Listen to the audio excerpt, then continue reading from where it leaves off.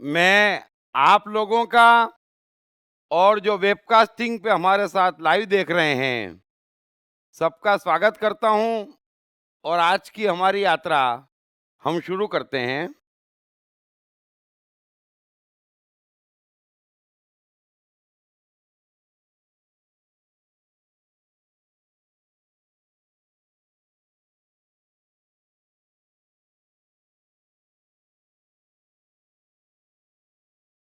आज हम अध्याय 11 की शुरुआत कर रहे हैं। अध्याय 11 का पहला श्लोक है, अर्जुन बोले कि मुझ पर अनुग्रह करने के लिए आपने जो परम गोपनीय अध्यात्म विषयक वचन अर्थात उपदेश कहा, उससे मेरा यह ज्ञान नष्ट हो गया है। क्योंकि हे कृष्ण, मैंने आपसे भूतों की उत्पत्ति और प्रलय विस्तार पूर्वक सुने हैं तथा आपकी अविनाशी महिमा भी सुनी है।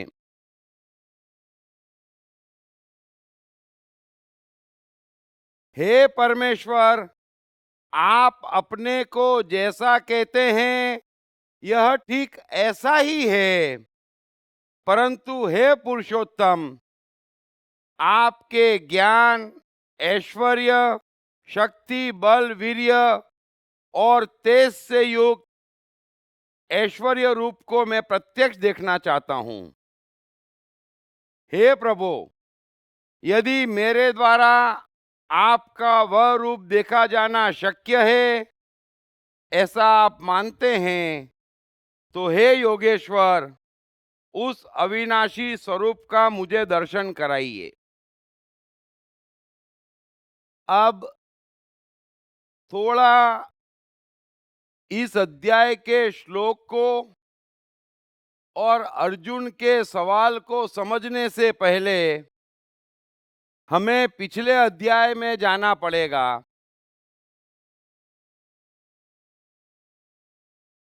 कृष्ण अर्जुन को समझाते हैं कि हे अर्जुन, विश्व में ऐसा कोई कर्म नहीं, ऐसी कोई वस्तु नहीं और ऐसा कोई व्यक्ति नहीं जिसमें मैं नहीं।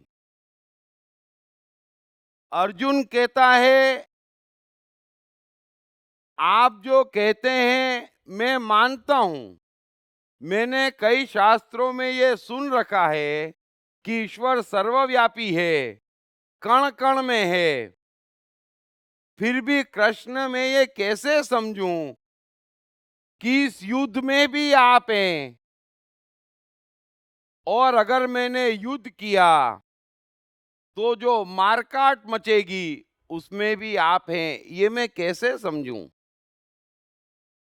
तो कृपा कर आप अपनी विभूतियों को विस्तार से बताएं ताकि मैं समझ सकूं कि इस युद्ध में भी आप हैं।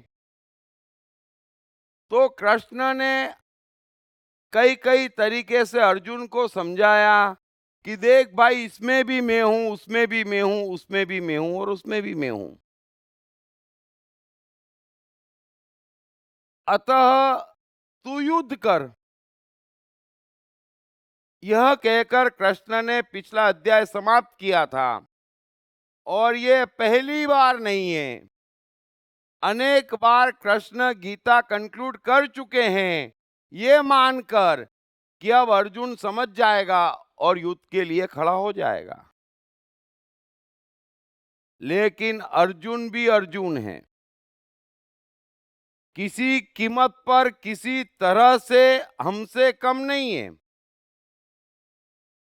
तो अब वो कृष्ण को कह रहा है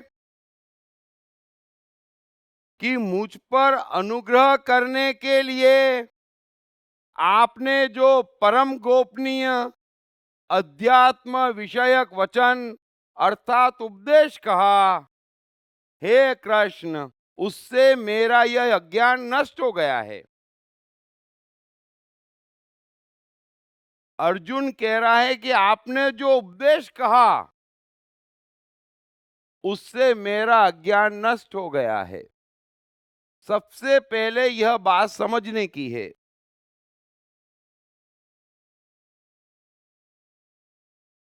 साइकोलॉजी क्या है, धर्म क्या है, हम क्या हैं, जीवन क्या है, परमात्मा क्या है, थोड़ा समझना। एक हल्की सी दीवार है, इतना सा फासला है हमारे और परमात्मा के बीच में। ये जो हम मर मर के जी रहे हैं उसके और जीवन के बीच में, मनुष्यों के दुख और सुख के बीच में, असफलता और सफलता के बीच में एक मामूली सी दीवार है। और वो दीवार है अज्ञान की, और कुछ भी नहीं है। एक मामूली सी दीवार है अज्ञान की। और वो अज्ञान क्या है? अज्ञान है बूंद का भाव कि मेरा अलग से अस्तित्व है, मैं हूं। ये एकमात्र अज्ञान है, दूसरा कोई अज्ञान नहीं है। और इस एक ही अज्ञान के लाखों स्वरूप है जिसमें हम जीते हैं। इसलिए समझ लेना कि जिस भी भाव में, जिस भी कर्म में, जिस भी विचार, मान्यता, धर्म या समाज में, या आपके किसी भी व्यक्तित्व में, विचार में, अगर मैं, मेरा और मेरे आता है तो वो पूरा का पूरा भ्रमित करने वाला है, बेहोश करने वाला है, वो अज्ञान है। और अर्जुन यहां कह रहा है कि हे कृष्ण, आपने जो उपदेश कहा उससे मेरा यह ज्ञान नष्ट हो गया। अर्जुन कमाल पे कमाल करता है। अगर कृष्ण एक कमाल करते तो अर्जुन भी कमजोर नहीं है, वो 2 कमाल करता। कृष्ण 10 कमाल करते तो अर्जुन 50 कमाल कर रहा है गीता में। तो अब वो कह रहा है कि मेरा अज्ञान नष्ट हो गया। अरे ये जो मेरा शब्द है वो ही इस बात का सबूत है कि तेरा अज्ञान रत्ती भर नष्ट नहीं हुआ है। थोड़ा समझ लेना।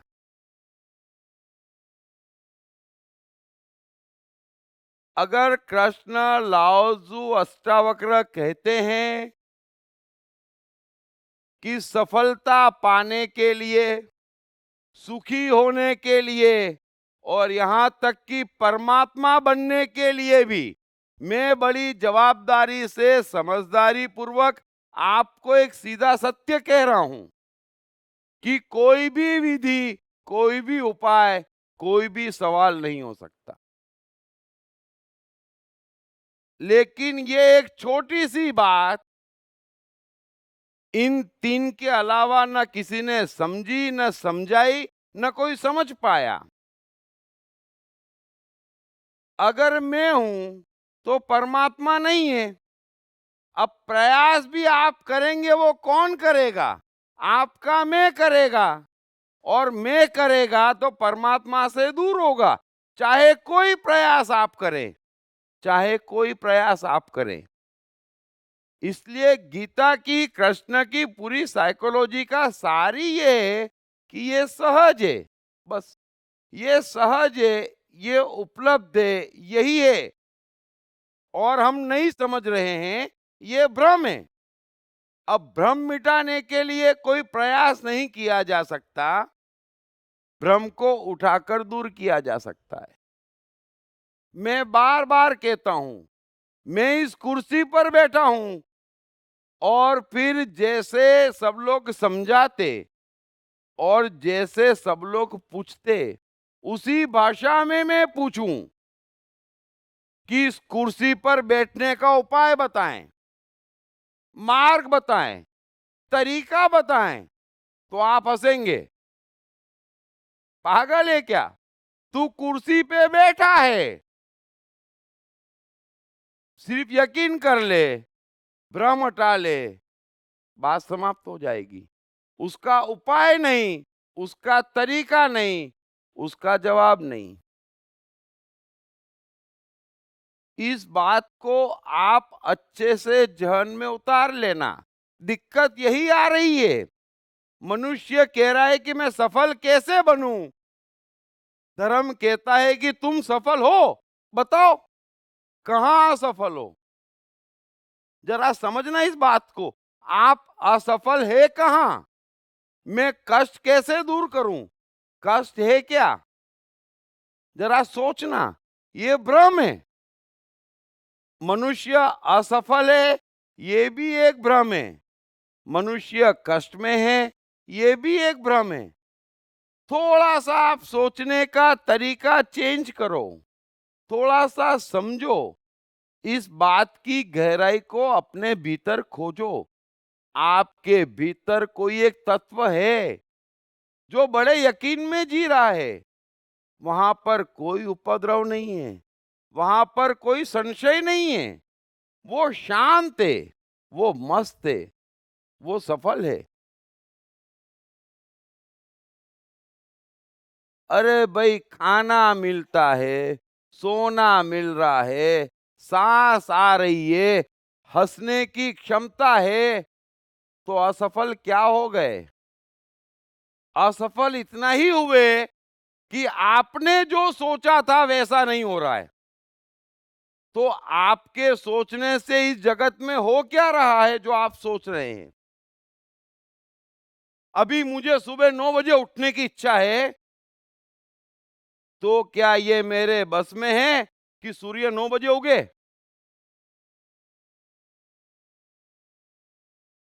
थोड़ा समझना, हमारे बस में है क्या। हमारे बस में ये है कि सिर्फ हमारे धर्म वालों को ऑक्सीजन मिले। नहीं है। हमारे बस में ये है कि हमारे दुश्मन के नल में पानी ही ना आए। हमारे बस में है क्या। सो थोड़ा समझना इस बात को, और अर्जुन जो कमाल कर रहा है उसको भी समझना। वही कमाल दिन रात यहां पर हर कोई कर रहा है, और समझाने वाले भी सबसे यही कमाल करवा रहे हैं। मेरा अज्ञान नष्ट हो गया, मैंने पूजा करी, मुझे ज्ञान हुआ, है ना। मैंने पुण्य किया, मैं चर्च गया, मैंने बाइबल पढ़ी, मैंने गीता पढ़ी। मैं भी आपसे कह रहा हूं, अगर आप गीता पढ़ेंगे कोई फायदा नहीं होगा। आप मुझे सुनेंगे कोई फायदा नहीं होगा। लेकिन इस पे बाद में आता हूं। सो मैं जो कुछ भी करेगा, दिक्कत क्या है। जीवन को बनाने के लिए सारे प्रयास भी आपका मैं कर रहा है। और सीधा समझ लेना कि परमात्मा का एक ही शत्रु है मैं, और ये मैं अहंकार है। एक ही शत्रु है परमात्मा का, और कोई शत्रु नहीं है। अब वो मैं कुछ भी करे, मैं कुछ भी करे, वो मरेगा। सो इतनी सी बात समझ लेना, जिससे मैं मजबूत होता। मैं किसी को नहीं कहता कि आप मंदिर मत जाओ, आप मस्जिद मत जाओ। मैं किसी से नहीं कहता कि आप रोजे मत रखो, उपवास मत रखो।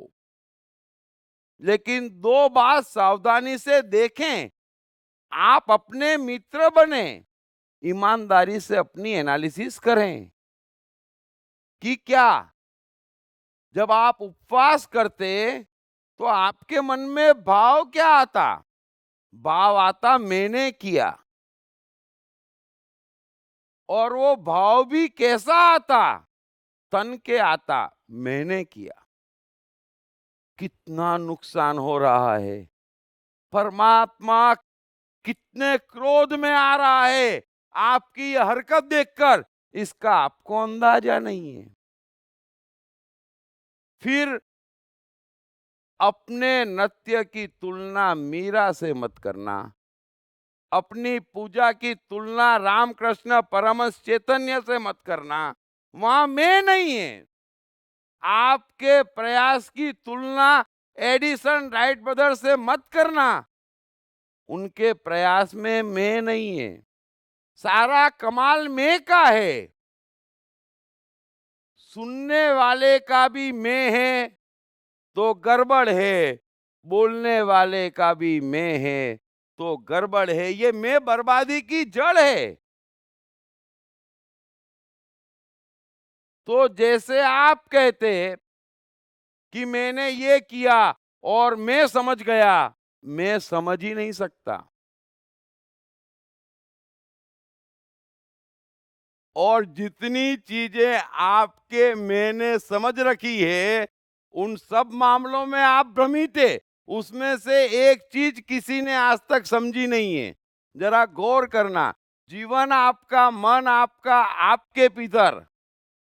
और उस बात को मैं बता रहा हूं क्योंकि यहां पर कोई मनुष्य अपने भीतर झांकता नहीं, अपने खुद के जीवन, अपनी हरकतों को देखता नहीं। वो ही सत्य है, वो ही धर्म है।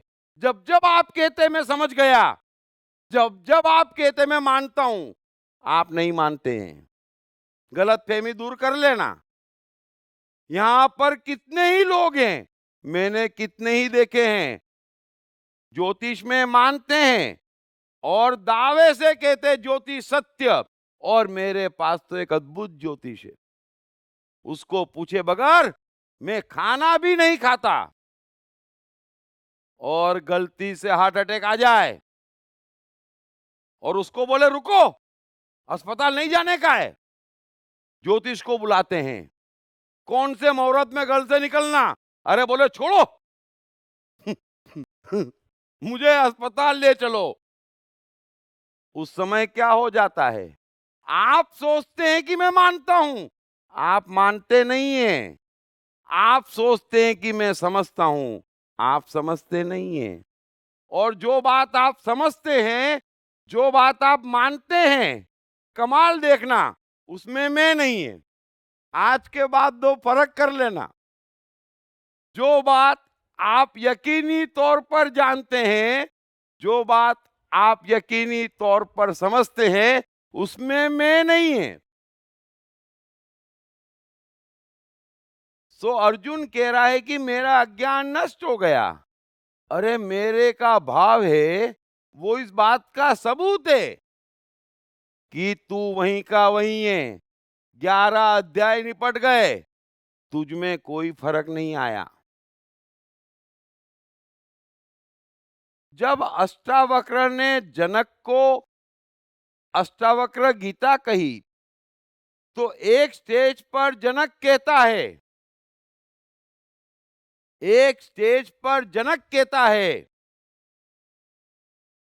कि मेरा मुझको नमस्कार हो, मेरा मुझको नमस्कार हो।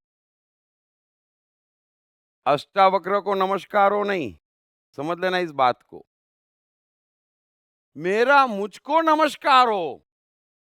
अब ज्ञान ही ज्ञान है, अब परमात्मा ही परमात्मा है। वो इस बात का सबूत है। वो शब्द ये दिखा रहा है कि जनक को ज्ञान प्राप्त हो गया। उसके पहले जनक पूछता था कि मैं ये कैसे समझूं, मुझे ये बताओ। जब वो पूछ रहा था, जब अज्ञान था, तब वो अलग था और अष्टावक्र अलग था। जब ज्ञान हो गया तो उसे पता चल गया मेरे उसमें अब क्या फर्क, कोई फर्क नहीं बचा। सो समझ लेना, जब तक आप हैं, आपके होने का भाव है, बूंद के होने का भाव है, तब तक परमात्मा नहीं है। अतः बूंद के भाव को कमजोर करो और आपकी मान्यताएं, आपके विचार, आपके धर्म, आपके समाज, आपके बूंद के भाव को मजबूत कर रहे हैं। आपकी शिक्षाएं भी। और बूंद का भाव मजबूत होता फिर आप कुछ भी करें, परिणाम विपरीत आते, क्योंकि एक जगत परमात्मा का है जो समुद्र है और एक जगत में है। तो अर्जुन कह रहा है कि मेरा ये अज्ञान तो नष्ट हो गया। मैंने आपसे भूतों की उत्पत्ति और प्रलय विस्तार पूर्वक सुने हैं तथा आपकी अविनाशी महिमा भी सुनी है। आप अपने को जैसा कहते हैं यह ठीक ऐसा ही है, परंतु हे पुरुषोत्तम, आपके ज्ञान, ऐश्वर्य, शक्ति, बल, वीर्य और तेज से युक्त ऐश्वर्य रूप को मैं प्रत्यक्ष देखना चाहता हूं। है ना? अर्जुन कह रहा है कि आप जैसा कह रहे हैं आप वैसे ही हैं। मेरा भी अज्ञान नष्ट हो गया।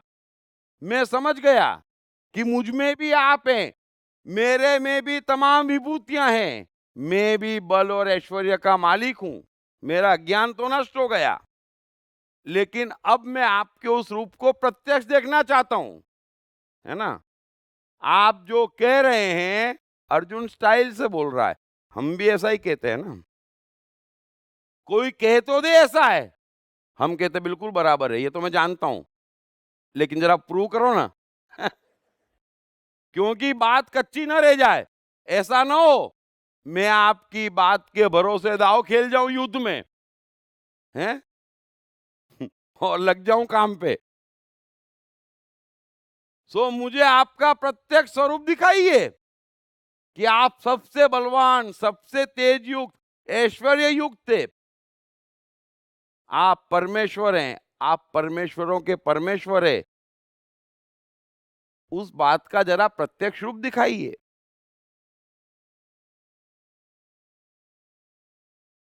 दरअसल सच कहूं तो अर्जुन का ध्यान हर मनुष्य की तरह, आप भी समझ लेना, कम या ज्यादा, और जिसका ध्यान ऐसा नहीं लगा है वो वाकई पवित्र है। अर्जुन का ध्यान अभी दो ही जगह लगा है, किसी तरह से युद्ध के मैदान से भागूं, और दूसरी बात, कृष्ण जो बार बार कह रहे हैं युद्ध कर, युद्ध कर, युद्ध कर, तो कोई ऐसी बात पकड़ूं जिससे बात यहां से छूट के दूसरी जगह जाए और कृष्ण मेरी बात मान ले, बस। तो ये उसको फिर मौका मिल गया कि आप कह रहे हैं, मैं मानता हूं, मेरा अज्ञान नष्ट हो गया, जैसा आप कहते हैं वैसा शास्त्रों में भी लिखा है, बस अब क्या बचा, दिखा दो। है ना? इतनी सी तो बात है।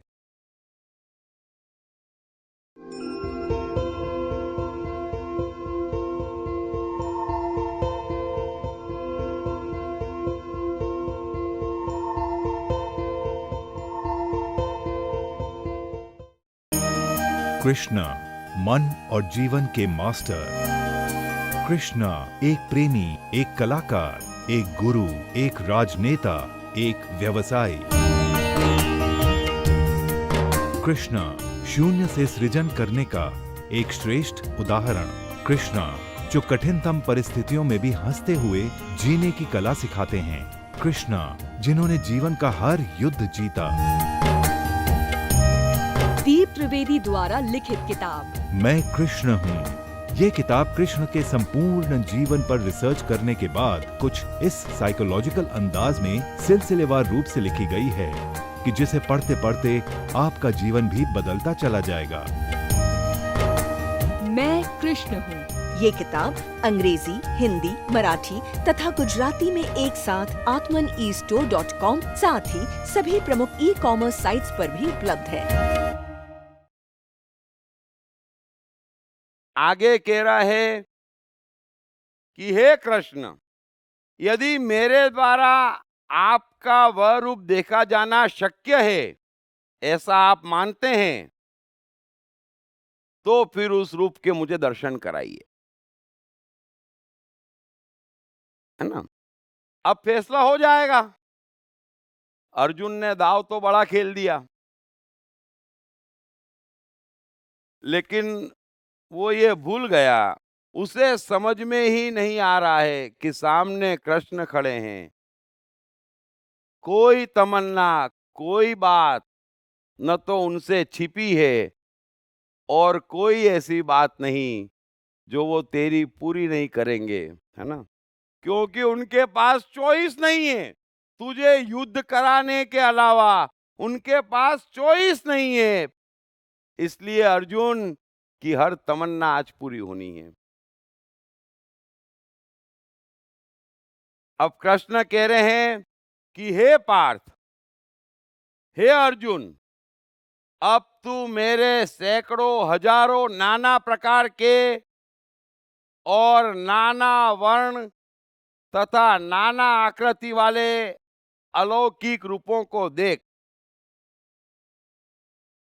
हे अर्जुन, तू मुझ में आदित्यों को अर्थात अदिति के 12 पुत्रों को, 8 वसुओं को, 11 रुद्रों को, दोनों अश्विनी कुमारों को और 49 मरुदगणों को देख, तथा और भी बहुत से पहले न देखे हुए आश्चर्यमय रूपों को देख।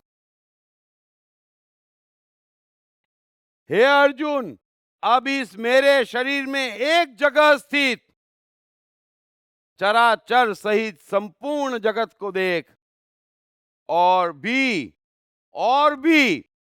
जो कुछ भी तू देखना चाहता है वो सब देख। परंतु हे अर्जुन, मुझको तू अपने प्राकृत नेत्रों द्वारा देखने में निसंदेह समर्थ नहीं है। इसी से मैं तुझे दिव्य अर्थात अलौकिक चक्षु देता हूं। इससे तू मेरी ईश्वरीय योग शक्ति को देख। ब्यूटीफुल।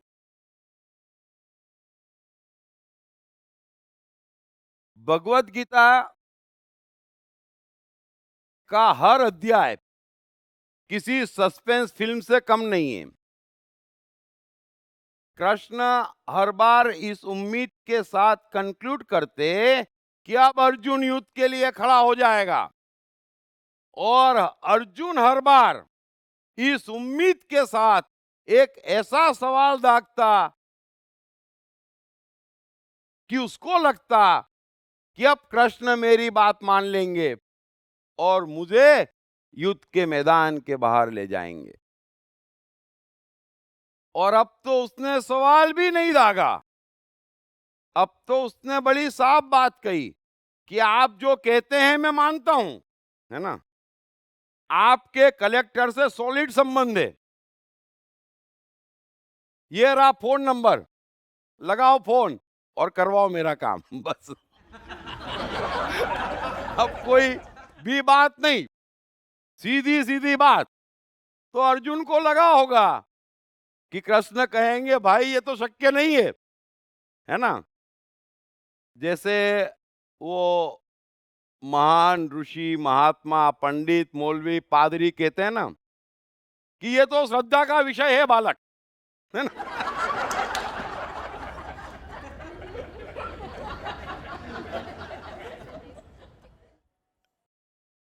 क्योंकि आपकी सारी बहस जब आपके 25-30 साल लग जाते, काफी पैसे लग जाते और सब कुछ चला जाता, हाथ में कुछ नहीं आता, और आप जाते बाबा ये क्या हो गया। अब बाबा तो 30 साल पहले से जानता था यही होने वाला है। लेकिन एक ही बात कहता, बालक तेरे में श्रद्धा की कमी रह गई, बस। वरना क्या है, प्रत्यक्ष रूप क्या बड़ी बात है। श्रद्धा से देखो, दिख जाएगा। तो फिर कई भक्त ऐसे भी होते, बोले नहीं भी दिखता तो हाँ बोल दो, कम से कम श्रद्धा तो दिखेगी, है ना।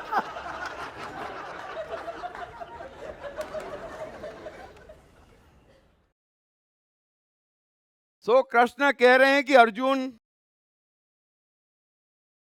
अब तू मेरे नाना प्रकार के रूपों को, इस पूरे विश्व को और उस समय के शास्त्रों में जो कुछ भी वर्णित है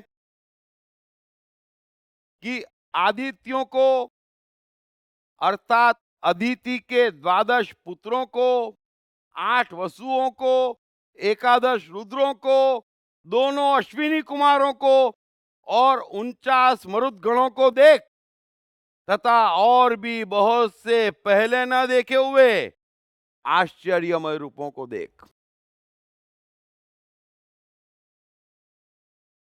अब इस शरीर में एक जगह स्थित चराचर सही संपूर्ण जगत को देख और जो भी कुछ देखना चाहता हो देख।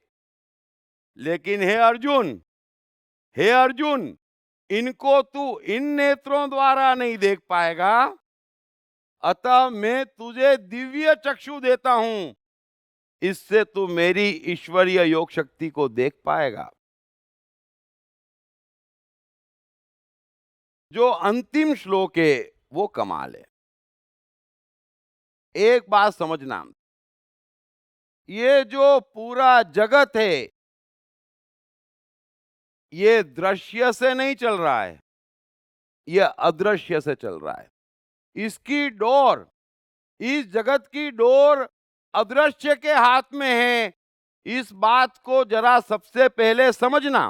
और दिक्कत क्या है, आप भी और आपकी सारी ज्ञान की बातें भी, आपके सफलता की बातें भी, आपके प्रेम धर्म और ईश्वर की बातें भी सब दृश्य में खोज रही है।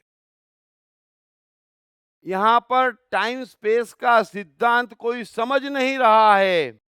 लेकिन एक बात समझना कि जगत में पहला जन्म टाइम का होता है और टाइम के जन्म होने के बाद ही वो चीज रिफ्लेक्ट होती है। कृष्ण कहते हैं कि आवाज से आगाजे। अब आप गौर करना, आप कोई भी एक्शन करते हैं, है ना, कोई भी एक्शन और कैसी भी एक्शन, चाहे आप मंदिर जाते या उपवास करते, ये एक्शन हुई। लेकिन उस एक्शन करने के पहले आपके मन में, आपके टाइम में वो करने की इच्छा ने जन्म ले लिया, तब जाके एक्शन हो पाई, है ना। आप किसी को प्रपोज करते, उसके पहले भीतर आपके टाइम में, यानी कि आपके मन में प्यार ने जन्म ले लिया। आपने किसी को जाते ही मारा, उसके पहले उसके खिलाफ के क्रोध ने आपके भीतर जन्म ले लिया। तो जन्म अदृश्य में है, दृश्य में सिर्फ परिवर्तित हो रहा है। इस बात को थोड़ा समझना।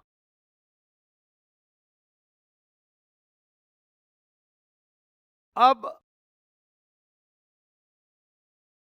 अगर कोई मनुष्य अदृश्य में पूरा स्थिर होकर कुछ भी कहता है, तो सामने वाले के पास उसे मानने के अलावा दूसरी चॉइस नहीं बचती है। इस बात को समझना। अगर फूल कहता है संपूर्णता से, बिना भ्रम के अदृश्य में, तो उसे दृश्य की चिंता करने की जरूरत नहीं है, दृश्य में वो प्रकट हो जाएगा। एक निश्चय जिसे कहते हैं, आप भी समझना, और सारे धर्म की शिक्षा एक ही है। उस ऊंचाई पर पहुंचो, उस बुलंदी पर पहुंचो मन की, जहां से कहो ऐसा है, ऐसा होगा, ऐसा होना है, फिर वो होना है। अगर दूसरी आवाज भीतर नहीं है तो वो होना है। एक आवाज परमात्मा की, एक ब्रह्म परमात्मा, और कृष्ण तो इस कला के मास्टर हैं। सो कृष्ण पूरे विश्वास से कह रहे हैं अर्जुन को, समझना इस बात को, कि तू मेरे भीतर पूरे विश्व को देख और शास्त्रों में जो कुछ भी सुन रखा है सब चीज देख। अब मनुष्य 3 स्टेज पे है। एक स्टेज पर जो जहां जैसा है वैसा है और नॉर्मल है। दूसरी स्टेज पर जब कोई बाहरी व्यक्ति, जब कोई दूसरा व्यक्ति उसे प्रभावित करना चाहे, मैं आपको जीवन में, डे टू डे लाइफ में, व्यवसाय में या हर जगह पर जीतने की बड़ी कला सिखा रहा हूं, तो पूर्ण विश्वास से अगर किसी मनुष्य को कहा जाए जो कुछ वो जानता है दूसरी स्टेज पे, जो कुछ उसने सुन रखा है, जो कुछ उसने देख रखा है, अगर आप विश्वास से कहेंगे कि तुझे ये दिखेगा, तुझे ये सपना आएगा, तू देख, तो उसको दिखेगा जो कुछ भी देखा हुआ है। अभी मैं आपसे कहूं, खबरदार, खबरदार, अगर किसी ने अपने मन में बंदर लाया या उछलता बंदर देखा,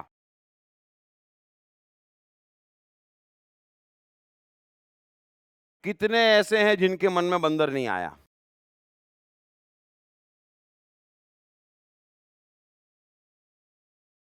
लेकिन जिसने उछलता बंदर न देखा हो वो इस दाव में नहीं फंसेगा। मैं जो आपको समझाने की कोशिश कर रहा हूं वो समझ लेना। ये दूसरी स्टेज पे बात आई, तो कृष्ण दूसरी स्टेज पे कह रहे हैं कि तू देख, लेकिन क्या देखे? तो जो कुछ भी उसने शास्त्रों में पढ़ा हुआ है, कृष्ण कह रहे हैं वो देख। अब वो देखना अर्जुन के लिए आसान है। और तीसरी स्टेज पे कह रहे हैं कि मेरे भाई, लेकिन रुक जा, है ना, एक अड़चन है, तू उसे प्राकृतिक नेत्रों द्वारा नहीं देख पाएगा, है ना, तो जरा मेरी आंख में झांक। मैं तुझे दिव्य चक्षु देखता हूं बालक, मैं तुझे दिव्य चक्षु देता हूं। और ये मनुष्य जाति के इतिहास का प्रथम हिप्नोसिज्म है। कृष्ण पूर्ण भी है और कमाल भी है। पूरा विज्ञान में जानता हूं, तहे दिल से विज्ञान की इज्जत करता हूं। तमाम कलाएं में जानता हूं, तानसेन से लेकर पिकासो से लेकर आज तक की।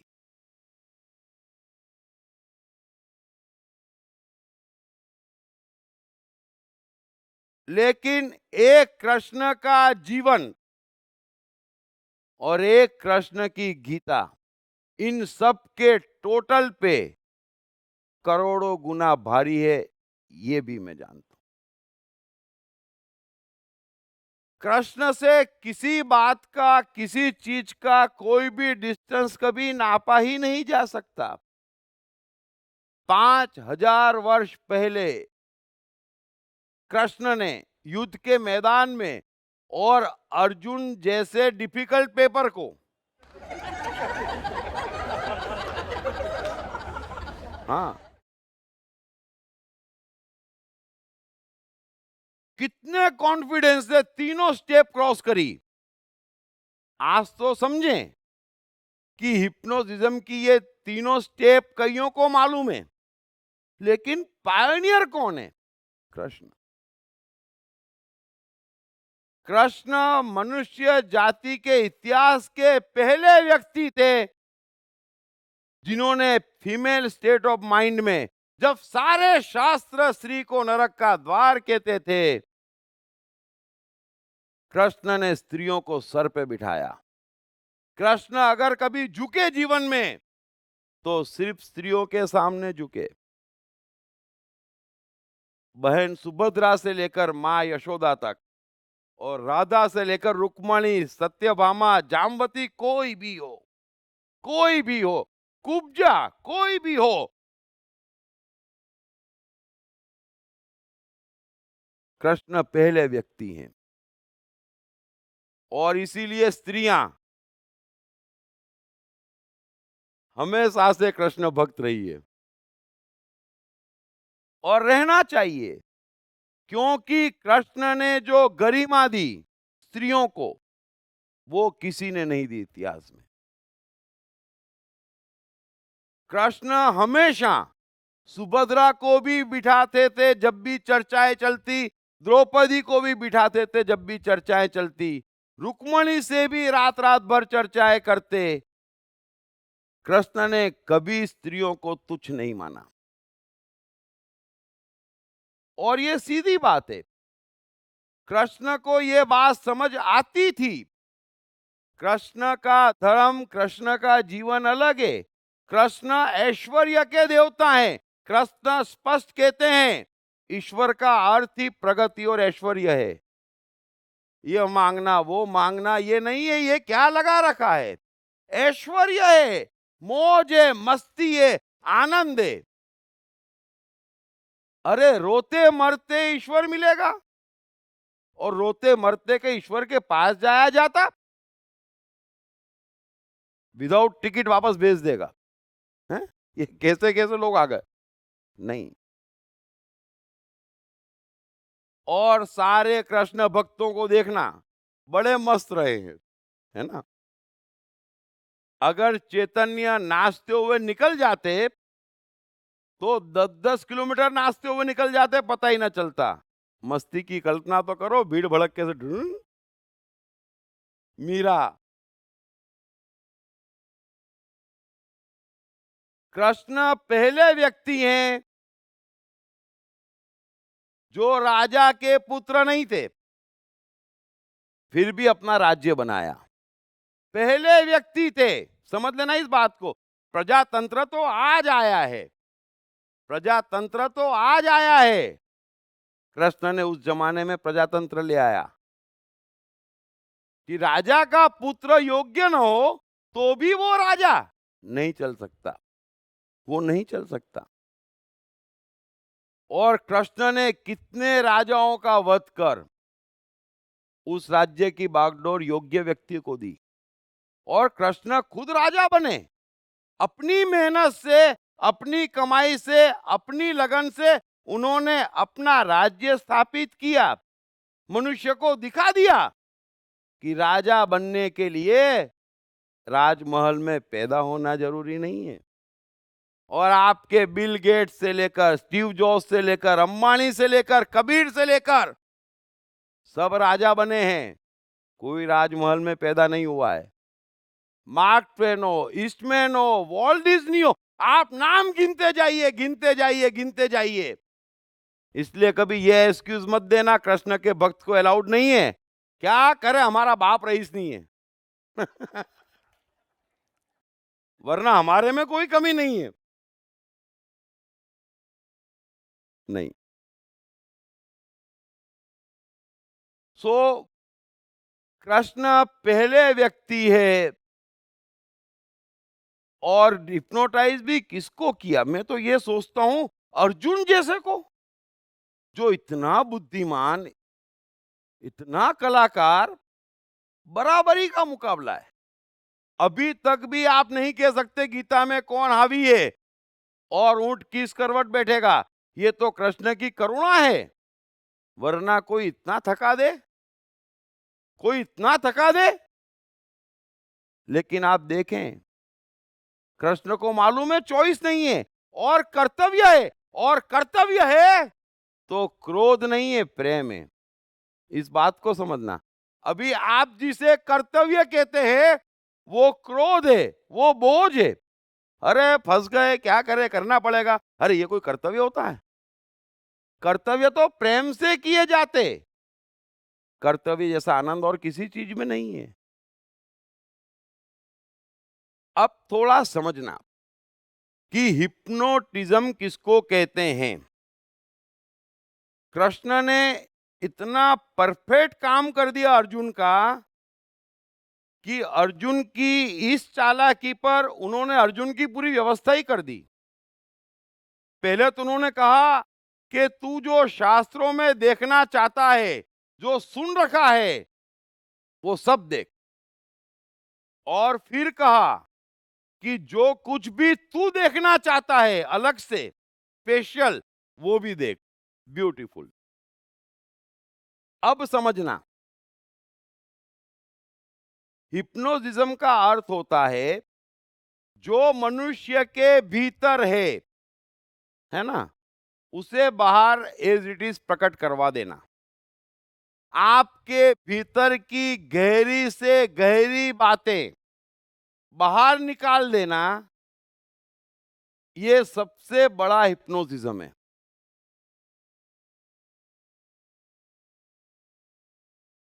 और हर मनुष्य की दिक्कत ये है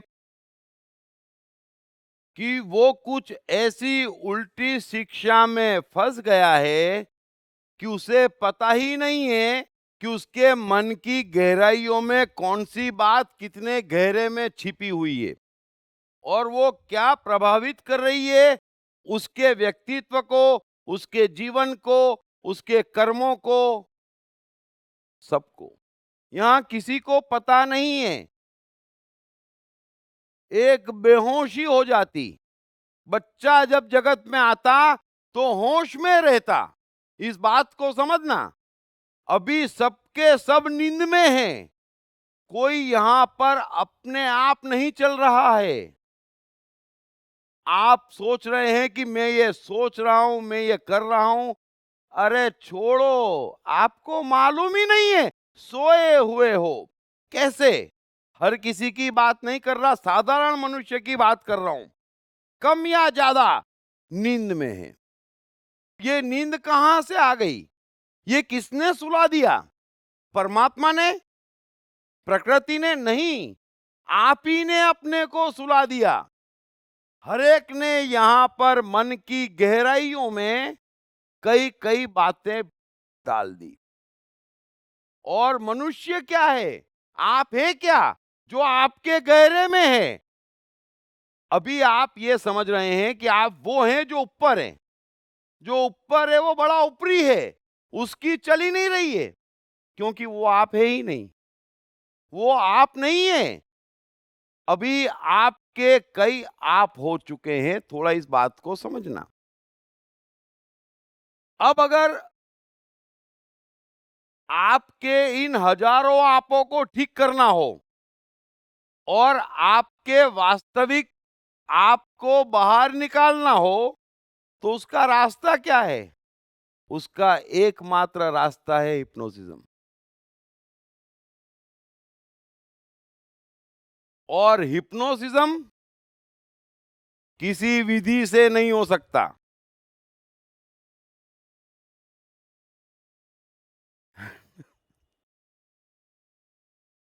इसीलिए कृष्ण गीता में कहते हैं कि अर्जुन, सुनना मात्र,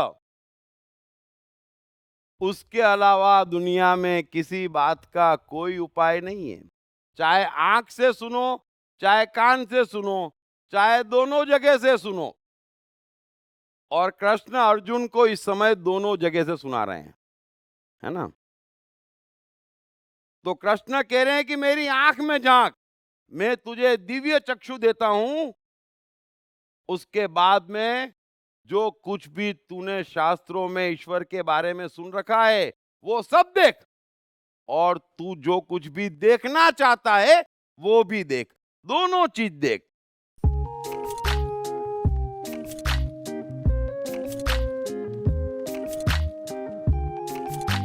हाय, मेरा नाम शील कुमार अवस्थी है और मैं बैंक में काम करता हूँ as a senior manager. My name is Omkar Kulkarni and I'm a engineering student. मेरा नाम जयराम प्रसाद है, मैं सेल्फ एम्प्लॉयड हूँ। मैंने इनकी बुक पढ़ी I am the mind. Sir ने I am the mind book में बहुत क्लियरली मेंशन किया है कि माइंड किस तरीके से वर्क करता है, कैसे प्रॉब्लम्स को क्रिएट करता है और इसका सोल्यूशन क्या है लाइफ में।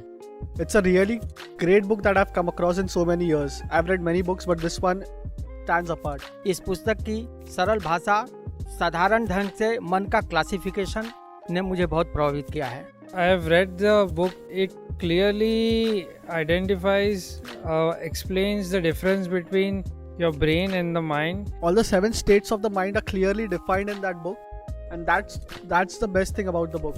So it's a very nice book written in a very clear language. मेरा तो मानना है, मैं मन हूँ पुस्तक, हर व्यक्ति को पढ़ना चाहिए।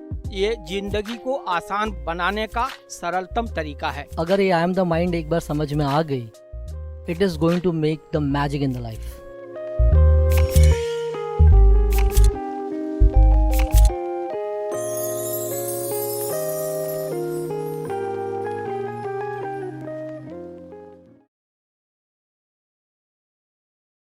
अब इस बात को समझना, कृष्ण चाहते हैं कि अर्जुन के गहरे में जो कुछ भी छिपा है वो बाहर निकल जाए, और अर्जुन मुझे समझ ले कि भाई मैं जो कह रहा हूं वो हवा में नहीं कह रहा हूं, है ना, तो शायद प्रॉब्लम सॉल्व हो जाए। अब थोड़ा सा अपने आप को और अपने जीवन को समझना।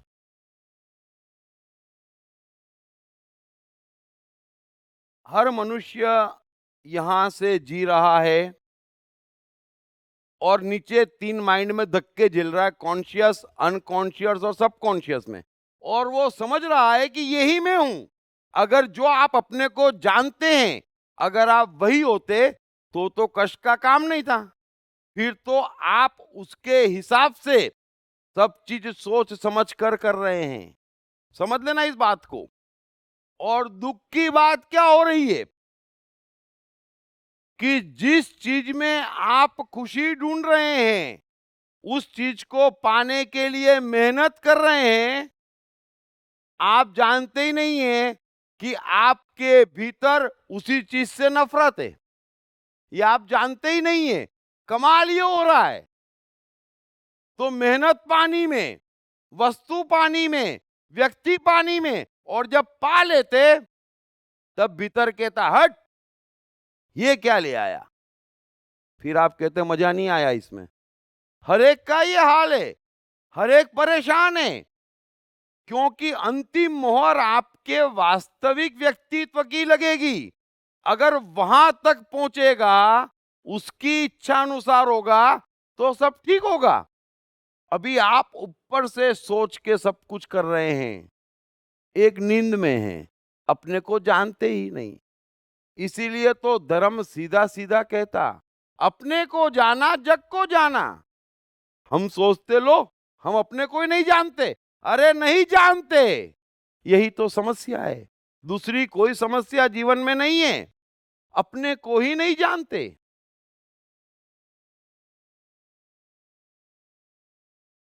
सो हिप्नोसिज्म होता है बुद्धि और अहंकार पे ताला लगा देना। इस बात को भी थोड़ा समझना। हमारा मन जो है वो हम है, और मन भी बेचारा नीचे दब गया है, जो हमारा ओरिजिनल है, जो वास्तविक है। अब उसके ऊपर परतें बनती चली जा रही, बनती चली जा रही और बनती चली जा रही, और जितनी परतें ऊपर बन रही है, उस मात्रा में मनुष्य दिन में सो रहा है, और बड़ी गहरी नींद सो रहा है। रात को सोते वक्त तो फिर भी कोई अच्छा काम उससे हो जाए, दिन में मुश्किल हो जाता है। वरना किसी मनुष्य की प्रतिभा में कमी नहीं है, इरादे में कमी नहीं है। दिक्कत क्या है? दिक्कत एक ही है कि वो सो रहा है। और वो सो क्यों रहा है? क्योंकि उसके व्यक्तित्व के टुकड़े टुकड़े टुकड़े टुकड़े और इतने टुकड़े हो गए कि अब वो जानता ही नहीं कि उसका वास्तविक टुकड़ा कौन सा है, उसकी वास्तविक खुशियां कौन सी है, उसका व्यक्तित्व कौन सा है, उसकी प्रतिभा कौन सी है, उसकी इच्छाएं क्या है, उसके शौक क्या है। वो अपने बाबत हर चीज से अनजान है, कम या ज्यादा मात्रा में। और ये क्यों हुआ? ये क्यों हुआ? क्योंकि यहां पर आपकी जो भी शिक्षाएं हैं वो आपके व्यक्तित्व को विभाजित करने की है। इस बात को समझना, बच्चों का व्यक्तित्व विभाजित नहीं है। जो वो चाहते हैं वो करते हैं और उसमें खुशी पाते हैं।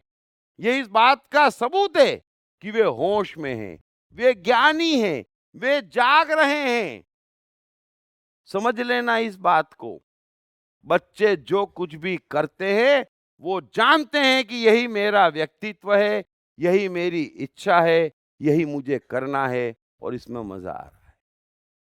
हमारा क्या हो रहा है? हम सोचते हैं कि ये करना है, हम कर भी रहे हैं, मजा भी नहीं आ रहा है, न कर्म में न फल में। क्यों? क्योंकि व्यक्तित्व को डिवाइड कर दिया। अब कैसे? सीधा सीधा आपका व्यक्तित्व था, मन में छोटी मोटी इच्छाएं होती थी, और कैसी इच्छाएं होती थी? जो उपलब्ध हो, जो संभव हो। लंबी उड़ाने मन नहीं भरता था बचपन में, तो बड़ा खुश रहता था। फिर बुद्धि अहंकार आए और उसको मजबूत किया। परिवार ने, धर्म ने, समाज ने, शिक्षा ने उसको मजबूत किया और आपका व्यक्तित्व विभाजित होना शुरू हो गया। या हर मनुष्य का व्यक्तित्व इस बुरी तरह विभाजित हो गया है कि एक के हजार में हो गए उसके। बात में दम ही नहीं बचा, कंफ्यूज हो गया, कुछ का कुछ कर रहा है, कुछ का कुछ बोल रहा है। आप बोलना नहीं चाहते, शब्द निकल जाते। आप एक्सप्रेशन देना नहीं चाहते, आ जाते। आप क्रोध करना नहीं चाहते, हो जाता। अरे आप हैं, आप नहीं चाहते, आप ही कर रहे हैं। ये कौन सी मशीन ले आए?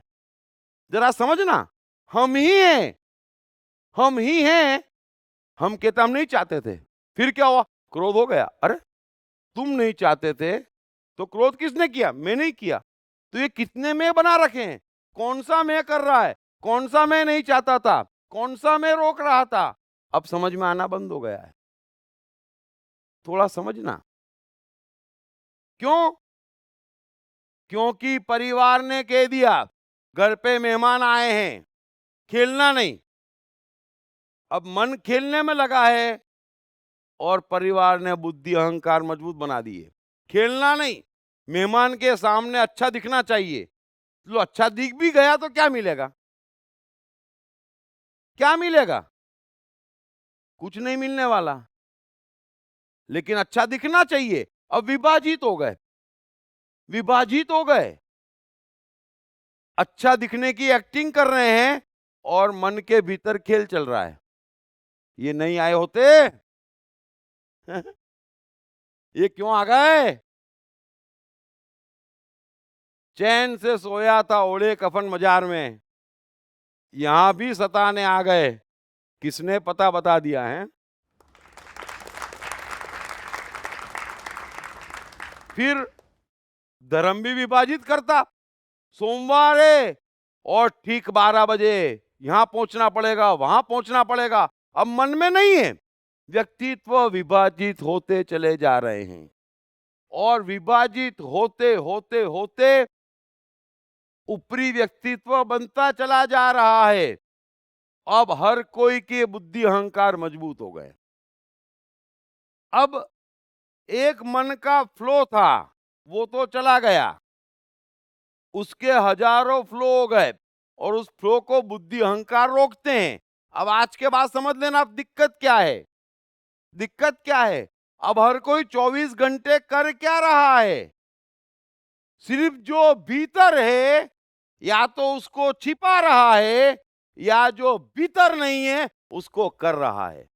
बस अब इन दोनों बातों का और इन दोनों कामों का कोई अर्थ नहीं है। रत्ती भर कुछ भी अर्थ नहीं है। और तीसरा काम अब कोई मनुष्य जानता ही नहीं है। फिर उसी को कहता है कि मैं बड़ी मेहनत करता हूं, मैं बड़ा अच्छा हूं। तो अच्छा कैसे है? मैं हंस के बोलता हूं, मेहमानों का सम्मान करता हूं। अच्छा, अंदर क्या चलता है? क्यों आए? तू अच्छा कैसे हो गया? और मैं मंदिर जाता हूं, धार्मिक हूं। अच्छा, और क्या करता है? रोज 2-3 पार्टी के पैसे खा जाता हूं। पाप धुल जाते हैं, है ना। सो अब क्या हो गया, अब हर व्यक्ति एक ही काम कर रहा है, समझना कि अपना जो ओरिजिनल व्यक्तित्व है उसको पहचानता नहीं, जो उसके निकट है उसकी सुनता नहीं, और बुद्धि अहंकार से अपने को दबाए चले जा रहा है। और जितना दबा रहा है वो नींद है, ये बेहोशी है, ये बेहोशी है। लेकिन अब आपके हाथ में नहीं है। अगर आप इस बेहोशी में आगे निकल गए तो बुद्धि अहंकार की जंजीरों ने, जिसे गुलामी की जंजीर कहते हैं, उसमें सब जने जकड़ गए हैं। अब करने को मजबूर है। क्या करने को मजबूर हैं? जो है, जो करना है वो नहीं करने का ऑटोमेटिक है, और जो नहीं करना है करना पड़ेगा ऑटोमेटिक है। अब मजबूर हो गए, और इसी मजबूरी का नाम दुख चिंता टेंशन है। इसी मजबूरी का नाम दुख चिंता टेंशन है। और कृष्ण अर्जुन को एक ही बात समझा रहे हैं कि भाई तू तेरे को नहीं जानता, लेकिन मैं तो तेरे को जानता हूं। मैं भी आपसे एक ही बात कह रहा हूं, आप अपने को जाने ना जाने, मनुष्य युगों से एक जैसा है। वो जीना चाहता है, वो खुश रहना चाहता है, वो नाचना चाहता है। फिर मैं कैसे मान लूं, मैं कैसे मान लूं कि आप अपने को कष्ट देना चाहते और कष्ट में मजा आ रहा है किसी भी नाम पे? मैं कैसे मान लूं? आप ऐसा इसलिए मान रहे हैं कि आप अपने को जानते नहीं हैं, और ये जीवन की जो हसीन मधुशाला है उसे सुखाए चले जा रहे हैं। कृष्ण कैसे मान ले, कृष्ण कैसे मान ले कि ईश्वर गरीबी का स्वरूप है? कृष्ण कैसे मान ले कि ईश्वर भिक्षा मांगने का स्वरूप है? कृष्ण कैसे मान ले कि एक वस्त्र में जीवन गुजारना ईश्वर का स्वरूप है? कृष्ण कैसे मान ले कि जीवन में शौक नहीं होना ईश्वर का स्वरूप है? मान ही नहीं सकते, क्योंकि कृष्ण तो जानते हैं, कृष्ण जानते हैं, आप भी जानते हैं। ये पर्दा, ये बेहोशी हटाइए, अपने ओरिजिनल स्वरूप को पहचानिए। हिप्नोसिज्म होता है बुद्धि अहंकार को ताला लगा देना। अगर बुद्धि अहंकार को ताला लगा दिया तो फिर जो भी भीतर से है वो टप टप टप टप टप बाहर निकलने लगेगा। आप ही बोलेंगे, आप ही करेंगे, है ना। आप ही के भीतर का है जो अब तक आप मान नहीं रहे थे, जो अब तक आप मान नहीं रहे थे। बुद्धि अहंकार के बंद होते ही आप मानना और जानना दोनों शुरू हो जाएंगे। कृष्ण कह रहे हैं कि तू जो कुछ भी देखना चाहता वो सब देख, अब तेरा ओरिजिनल व्यक्तित्व भी देख। मैं जो कह रहा हूं वो तो देख ही देख, तू तेरा ओरिजिनल व्यक्तित्व भी देख। मैं आपको कुछ उदाहरण देता हूं, समझाने की कोशिश करता हूं। कभी आसमान में आप बादल देखते हैं, है ना। 50 जने, 25 जने, 10 जने एक साथ बादल को देखना, बरोबर। फिर दसों बताना उसमें क्या दिख रहा है। एक को उसी बादल में शेर दिखेगा, दूसरे को गुलाब का फूल दिखेगा, और मजनू को लैला दिखेगी, है ना, समझ लेना। अब बादल वो का वही है। थोड़ा सोचना, थोड़ा सोचना, आपके आंख बुद्धि को समझ में नहीं आ रहा है कि बादल वो का वही है, तो फिर ये अलग अलग रूप बादल में देख कौन रहा है? देख कौन रहा है? आपका भीतरी व्यक्तित्व, जिसका आपको पता नहीं है। अभी आंख और बुद्धि से आपको कहूं देखें तो सब जने एक साथ बोलेंगे कि ये चश्मा है।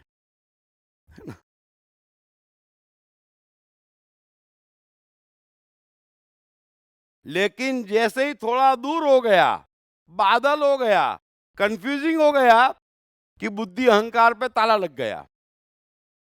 जो है वो दिख नहीं रहा है, जो देखना चाहता भीतर या भीतर जो कुछ भी चल रहा है वो आप देख रहे हैं। सपने, ये सपने क्या हैं? मैंने आपसे पहले ही कहा कि आप कोई ऐसी चीज नहीं देख सकते, नहीं सोच सकते जो आज तक आपको नहीं मालूम है ना? कृष्ण भी अर्जुन से यही कह रहे हैं कि तू दो चीजें देख। कौन सी? एक तो जो कुछ भी तुमने शास्त्रों में पढ़ रखा है वो सब देख, उसमें कोई टेंशन नहीं है ना, क्योंकि देख ही रखा है। और दूसरा क्या देख? जो तू देखना चाहता वो तो तेरा अपना सत्य है, वो भी देख। तीसरी चीज कृष्ण नहीं दिखा सकते, समझ लेना। हिप्नोटिज्म का अर्थ समझ लेना। मैं आपको अपने से तो मिलवा सकता, या आपने जो कुछ भी देख सोच रखा है वो दिखवा सकता, लेकिन जो आपने देखा ही नहीं है, दुनिया का कोई हिप्नोटिज्म जिसने हरी मिर्ची ना खाई हो, जिसने कुछ तीखा ना खाया हो, उसको हिप्नोटाइज करके नहीं समझा सकता कि तीखा ऐसा होता है। समझ गए बात को? जो कुछ भी आपने सुन देख रखा है या जो कुछ भी आपने भीतर में गहरे में छिपा रखा है वो दिखाने का नाम हिप्नोसिज्म है। और वो आप कब देख सकते? जब बुद्धि अहंकार पे कोई ताला लगा दे। मैं आपको कोई हिप्नोसिज्म सिखाने तो बैठा नहीं हूं, हर एक की जरूरत है यहां है ना? दो चार को तो हर एक को हिप्नोटाइज करके रखना ही है जीवन में, बहुत परेशान करते हैं तो आप सीख जाएंगे। अभी कोई हम साइकोलॉजी पे नहीं किताबें बोल रहे हैं, तो मैं आपको समझा रहा हूं, क्योंकि न तो कोई सपनों को डिकोड करना जानता है, न कोई बादलों को, न एग्जैक्टली हिप्नोटाइज या हिप्नोटिज्म किसे कहते हैं ये भी बहुत कम लोग जानते, और जो जानते वो भी समझा नहीं पाते। सो मैं आपको समझा रहा हूं, अगर मैंने आपके बुद्धि अहंकार पे ताला लगा दिया या किसी ने भी आपके बुद्धि अहंकार पे ताला लगा दिया तो आप हिप्नोटाइज हो गए।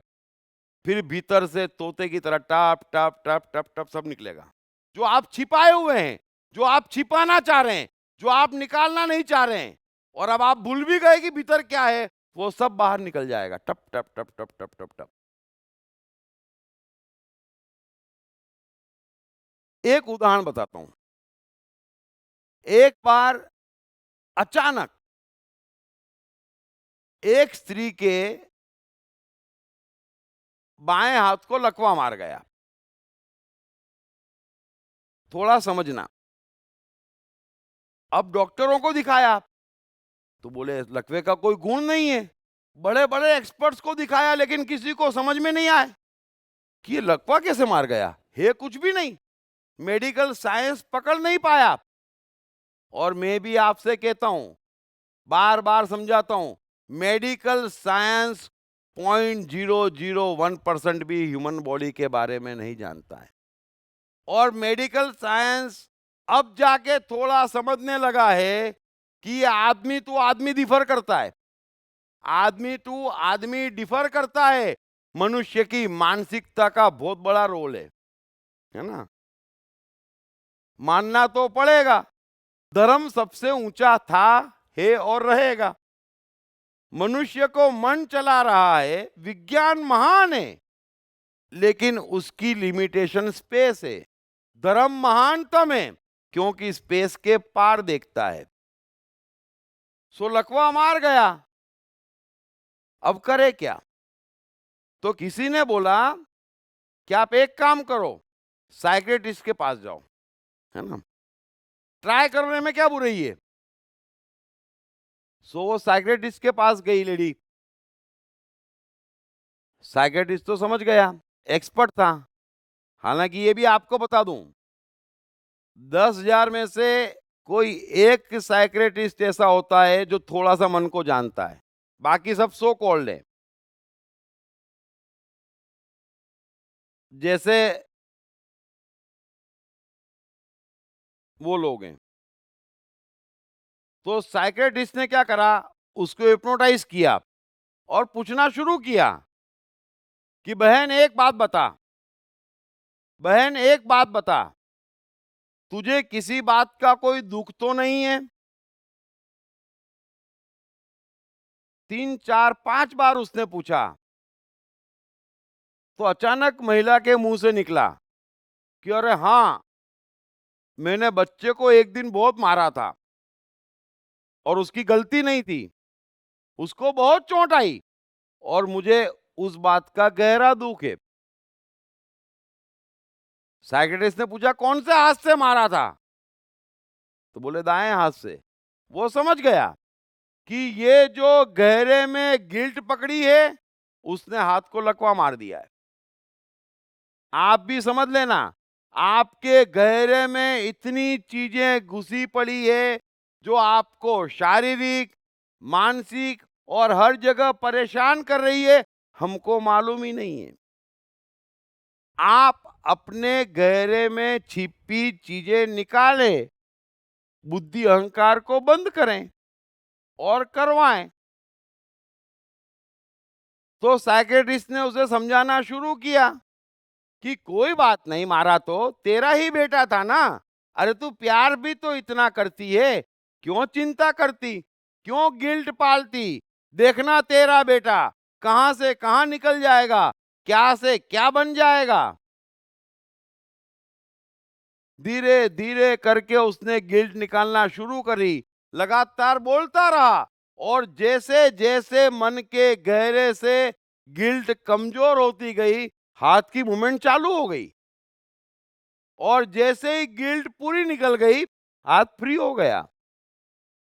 तो आप भी थोड़ा इस बात को समझना।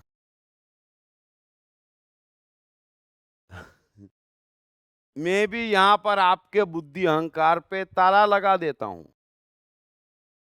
और इसी का आपको मजा आता है, समझ लेना इस बात को। इसी से बात आपके गहरे में घुसती है, इसी से यहां पर हर कोई सत्य बोलता है ना। यहां पर हम सवाल कैसे पूछते, हमारी बातचीत क्या होती? अरे मेरे मन में ये गड़बड़ है, मेरे में ये गड़बड़ है, उसको कैसे ठीक करूं? ये कैसे निकलता? जब बुद्धि अहंकार पे ताला हो।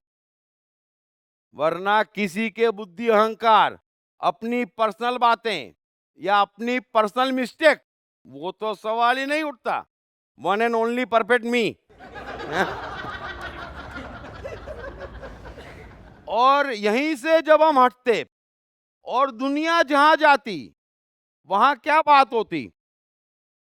ये नारियल फोड़ दिया, अब मारुति दिलवा देना। देख, मैंने इतने सोमवार किए, अब अच्छा लड़का दिलवा देना, है ना। सो एक बातचीत का स्तर भी समझे जो हम लोग कर रहे हैं। मैं भी आपके भीतर के गहरे में छिपी बीमारियां बोल बोल के काट देता हूं और यही कारण है कि रोज मन की प्रगति होती, शरीर को अच्छा लगता, मन को अच्छा लगता, ब्लड प्रेशर डाउन होता, है ना, कोलेस्ट्रॉल घटता। आप समझ लेना, सिर्फ सुनो, सिर्फ सुनो। और अगर सुनते वक्त मैं हटा दिया और सुनने की क्रिया हो गए, क्योंकि मैं आपसे तो कह ही नहीं रहा हूं और आपसे तो कोई कुछ कह भी नहीं सकता, समझ लेना। कृष्ण को भी समझ में आ गया कि अर्जुन से निपटा नहीं जा सकता, हिप्नोटाइज करो, है ना। उसके बुद्धि अहंकार पे ताला लगाओ, बात उसके गहरे में जाने दो और उसके गहरे को बाहर आने दो, बस।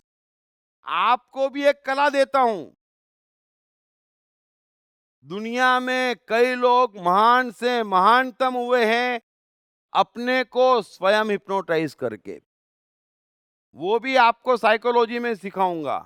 लेकिन जो चीज आपके बुद्धि अहंकार को बंद करे, बार बार आप वो चीजें सुनो, देखो, बार बार वो चीजें सुनो और देखो। और संगीत भी अगर उच्च श्रेणी का है, हाँ, वो मैं, वो क्या कहते हैं,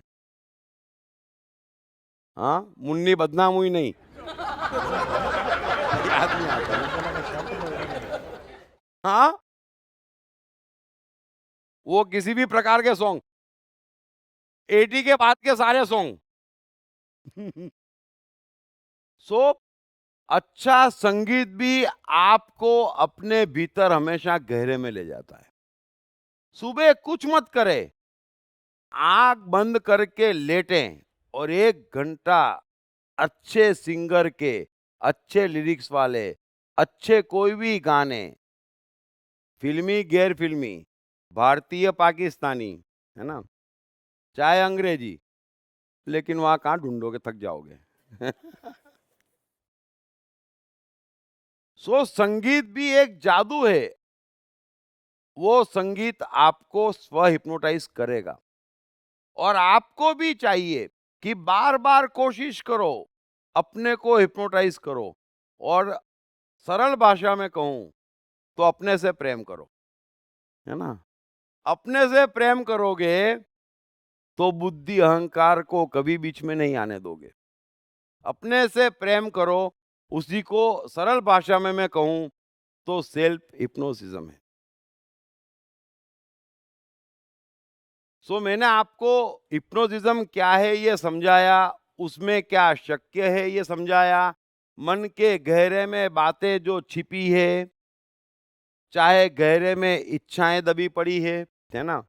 और आप भी जानते हैं कि जो इच्छाएं गहरे में दबी हुई है, जो दुश्मनावट हो, जो ईर्ष्या हो, जो भी हो, जो कुछ भी आपके गहरे में दबा पड़ा है और बुद्धि अहंकार ने जिसको करीब करीब भीतर दफना दिया है, वही आपका ओरिजिनल व्यक्तित्व है और वही आपको परेशान कर रहा है।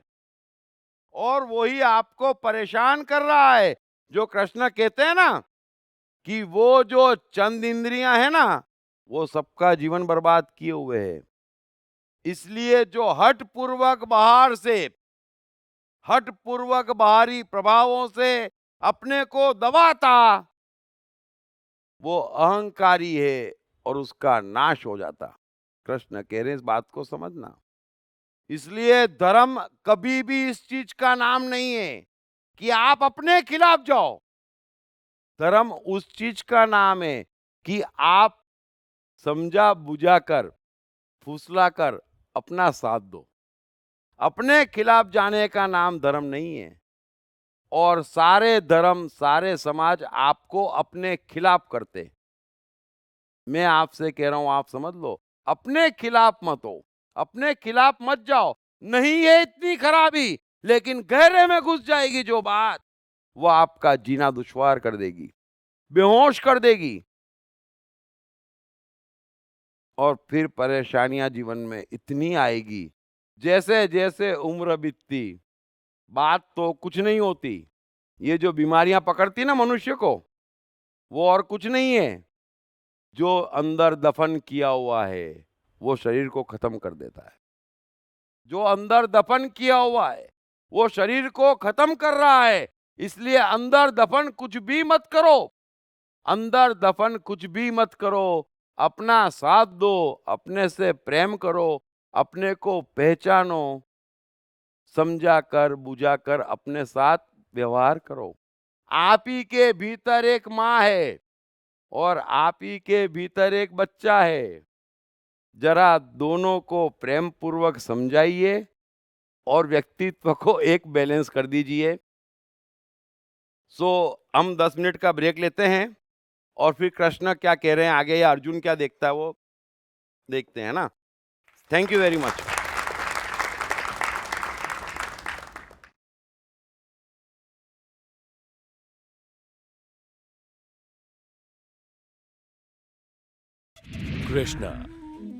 कृष्ण का बचपन कैसा गुजरा?